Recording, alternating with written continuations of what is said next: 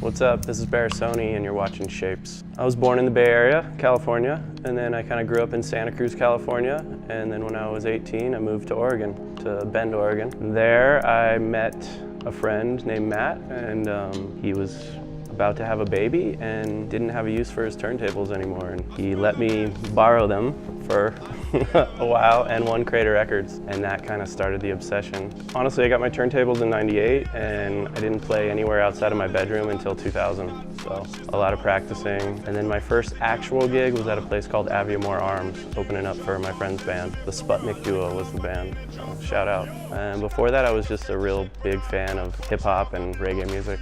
Didn't really get into electronic music until the early 2000s when I started going out to Burning Man and hearing all the different styles and found stuff that I really liked. I mean, I love dancehall, I love hip hop, but really just, mostly being a DJ and not really producing, I just feel like there's a whole world of music out there. There's different tempos and different styles, and I feel like it's almost my job to try and just fit them all together, connect the dots between the different styles. And as far as where it's going, I don't know, it's so accessible to everyone.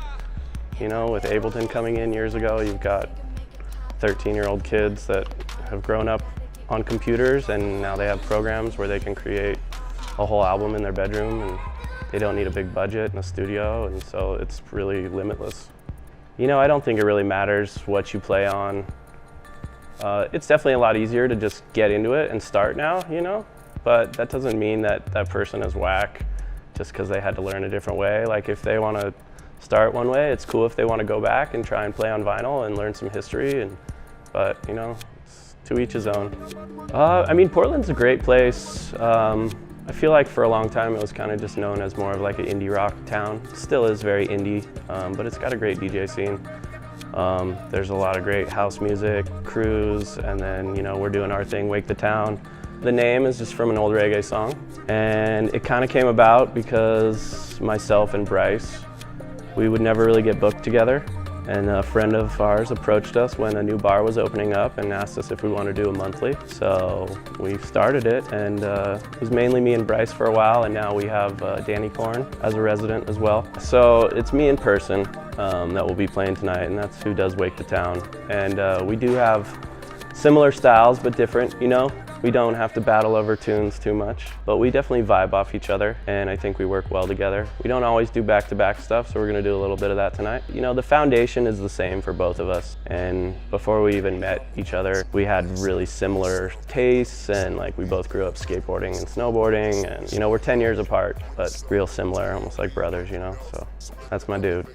There's another crew called Sublimate that's putting on some really good shows, some friends of ours. The scene is really good, We had a brief era where a lot of our small to medium-sized clubs got shut down and the scene suffered. And then over the last 5 or so years, it's really picked up again. We have venues, we have people really interested in it. It's great. We just had our 3rd year anniversary this last month with Chimpo, which was great.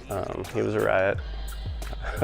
And it's just, it's a hot, sweaty little basement with a Function 1 rig in it, and it's fun. Portland's pretty central. I do a lot of West Coast stuff, and Canada's been really great to me over the last 5 or 6 years. I was going to Shambhala back in 2006 was my first year, and I remember being down on the beach and just being like, wow, this is amazing. And then I was able to play on the beach in 2013, I think. Just the people, the crowds up here are just so receptive, they're great. I've received so much love up here from Base Coast community and Shambhala, and really all over Canada. It really kind of revived me, I've been doing this 20 years, and you get burnt out a little bit, and you think about, as you get older, if you want to, shift your focus to something that's a little more stable. And then I started playing Shambhala on Base Coast and really just got inspired again, and just full steam ahead now. Oh man, my favorite shape.